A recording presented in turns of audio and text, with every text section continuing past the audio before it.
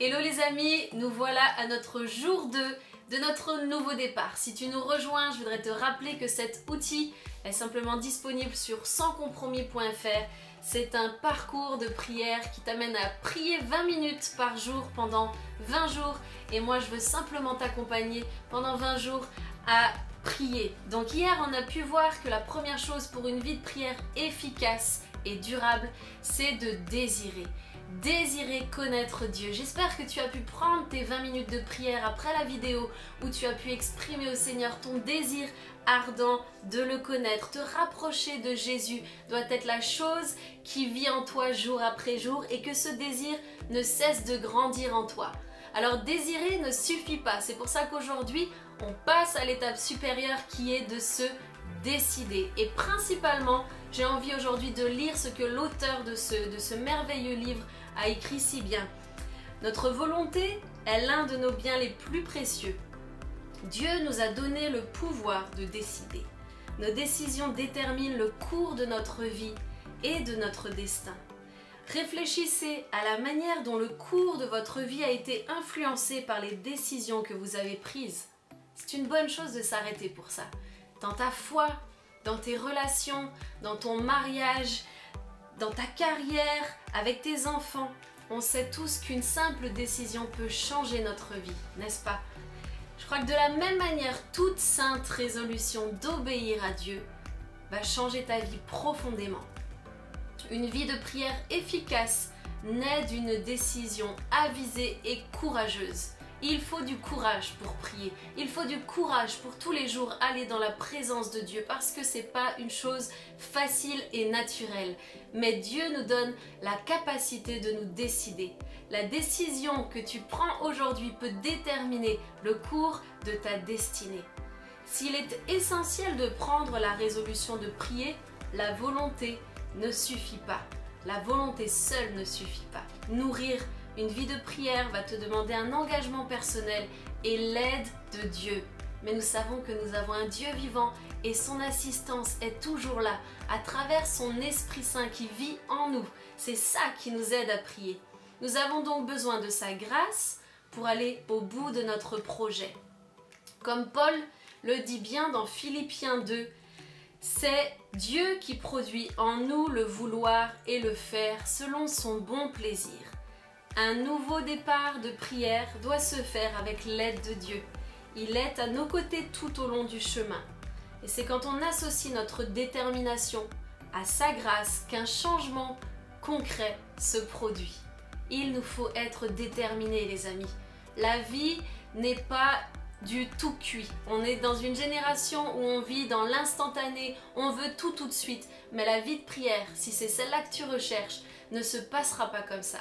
Il te faudra du courage, de la détermination, de l'endurance.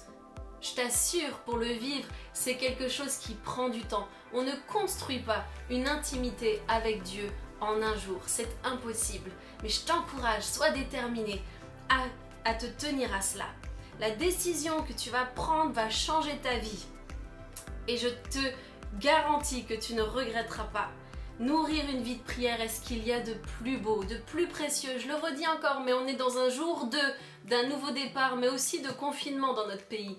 Qu'est-ce qu'il y a de plus beau aujourd'hui que d'avoir l'espérance en Jésus, de garder le sourire, parce que la foi qui nous anime nous donne le sourire en toutes circonstances. Ne te contente pas d'essayer, mon ami. Ne te contente pas d'essayer. Fais tout pour y arriver. Surmonte les obstacles. Et mets ton cœur entre les mains de Dieu parce que c'est lui qui va t'aider. Mets ton cœur entre les mains du Seigneur aujourd'hui encore. Prends une décision pour lui. Et j'ai envie qu'on puisse prendre notre Bible dans le psaume 20. Je vais le lire avec toi parce qu'il est tellement de circonstances. Le psaume 20 nous dit que l'Éternel t'exauce au jour de la détresse. Amen. Que le nom du Dieu de Jacob te protège. Est-ce que c'est pas ce dont on a besoin aujourd'hui même dans notre pays, dans nos maisons? Que le nom du Dieu de Jacob nous protège. Que du sanctuaire, il t'envoie du secours. Que du sanctuaire, il envoie le secours à tous ceux qui souffrent aujourd'hui, ceux qui sont dans les hôpitaux aujourd'hui, tout ce personnel médical qui a besoin du secours de Dieu. Nous voulons prier pour eux. qu'il se souvienne de toutes tes offrandes et qu'il agrée tes holocaustes, qu'il te donne ce que ton cœur désire. Notre Dieu est un bon Père, il veut nous donner ce que notre cœur désire et bien au-delà. Nous nous réjouirons de ton salut, nous lèverons l'étendard au nom de notre Dieu. L'Éternel exaucera tous vos vœux. Je sais que l'Éternel sauve son oint, il l'exaucera des cieux de sa sainte demeure. Par le secours puissant de sa droite, ceux-ci s'appuient sur leurs chars, ceux-là sur leurs chevaux. Nous invoquons le nom de l'Éternel notre Dieu. Eux, ils plient et ils tombent.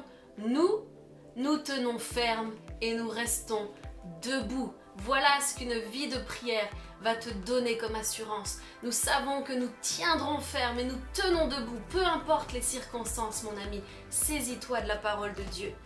Alors tout au long de ce nouveau départ, nous procéderons à une lecture quotidienne dans les psaumes, dans les évangiles, dans les épîtres, afin que cette pratique soit acquise pour le reste de ta vie. J'aime tellement la réponse que Charles Spurgeon donnait à ceux qui lui posaient cette question: quel est le plus important, lire la Bible ou prier? Il leur disait en réponse: quel est le plus important, inspirer ou expirer? On ne peut pas se passer ni de l'un ni de l'autre. Une vie de prière efficace, une vie chrétienne efficace est accompagnée de la parole de Dieu. Toujours, mes amis, il nous faut nous saisir de la parole de Dieu et cumuler ça à la prière. Ça devient explosif et palpitant. Et vraiment, je veux t'encourager à te saisir de ça. Et tout au long de ce parcours, tu vas tous les jours plonger tes regards dans la parole de Dieu. C'est pour ça que j'aime énormément cet outil, parce qu'il nous emmène là où est l'essentiel, c'est la Bible et nulle part ailleurs. Ok? Donc on veut simplement maintenant passer au passage de l'évangile que nous propose l'auteur, qui se trouve dans Luc 10. Luc 10, il nous est dit: une seule chose est nécessaire, Marie a choisi la bonne part qui ne lui sera point ôtée. Qu'a choisi Marie? Elle a décidé de s'asseoir aux pieds de Jésus et d'écouter sa parole. Voilà ce qu'elle a fait. Elle ne s'est pas laissée distraire par le fait qu'elle devait aider à préparer le dîner pour les convives. Elle ne voulait surtout pas rater cette occasion d'écouter Jésus. Jésus a dit qu'une seule chose est nécessaire, c'est écouter et retenir sa parole. Lorsque nous décidons de nous asseoir devant lui, de lire sa parole et de lui parler, nous lui confirmons que c'est ce qui compte le plus. Alors aujourd'hui, mon ami, là où tu es, j'ai envie de t'encourager à prendre les 20 minutes qui te sont maintenant destinées à la prière pour te décider à consacrer tous les jours 20 minutes dans la présence du Seigneur. Et tu vas voir que la vie deviendra palpitante. À demain!